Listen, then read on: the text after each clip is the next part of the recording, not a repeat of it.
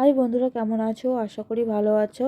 আজকে দেখাবো আমি দুর্গাপূজার দশমীর দিনে সিঁদুর খেলার ভিডিও। তো চলো ভিডিওটা সম্পূর্ণ দেখতে থাকো। আর কেমন লাগছে ভিডিওটা অবশ্যই কিন্তু জানাতে ভুলবে না। তো চলো ভিডিওটা দেখতে থাকো। তো এটা হচ্ছে বিনগর বারোয়ারি ঠাকুরের দুর্গাপুজোর ভিডিও। তো দেখতে পাচ্ছ মায়ের আজকে বিসর্জন হয়ে যাবে। তো বিসর্জনের আগে গ্রামের যারা মহিলারা থাকে তারা কিন্তু ঠাকুরের মুখে প্রসাদ দেয় এবং ঠাকুরকে সিঁদুর মাখিয়ে দেয়, মানে দুর্গাপুজোর বিসর্জনের দিন। তো সেরকম আমার মা গেছিলো আমার সাথে। তো দেখতে পাচ্ছ আমাদের একটা মাঠের মধ্যে ঠাকুরের প্রতিমাটা আনা হয়েছে।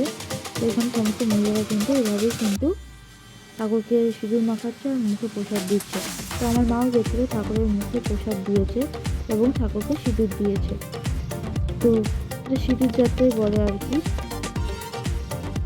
তো দেখো বন্ধুরা, এরপর কিন্তু আমিও গেছিলাম এবং আমি ঠাকুরকে সিঁদুর মাখাইনি, ঠাকুরকে মুখে প্রসাদ দিয়েছি।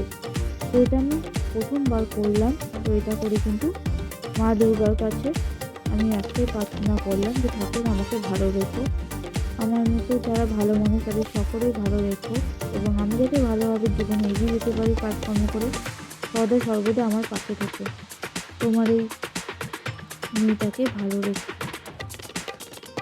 জীবনে তো কম কষ্ট করি না, তো তবু ঠাকুরের আশীর্বাদে চলে যাচ্ছে, ভগবানের আশীর্বাদে ভগবান চালাচ্ছে বলে আমি চলছি, এটুকুই মনে করি। তো দেখতে পাচ্ছ প্রথমে আমার মা ঠাকুরকে প্রসাদ দিল মুখে, তারপরে সিঁদুর খেলো। আমি কিন্তু সিঁদুর খেলিনি, তো আমি ঠাকুরের মুখে শুধু প্রসাদ দিয়ে নিয়েছি এবং সমস্ত ঠাকুরকে প্রণাম করে নিচ্ছি। তো দেখতে পারলে।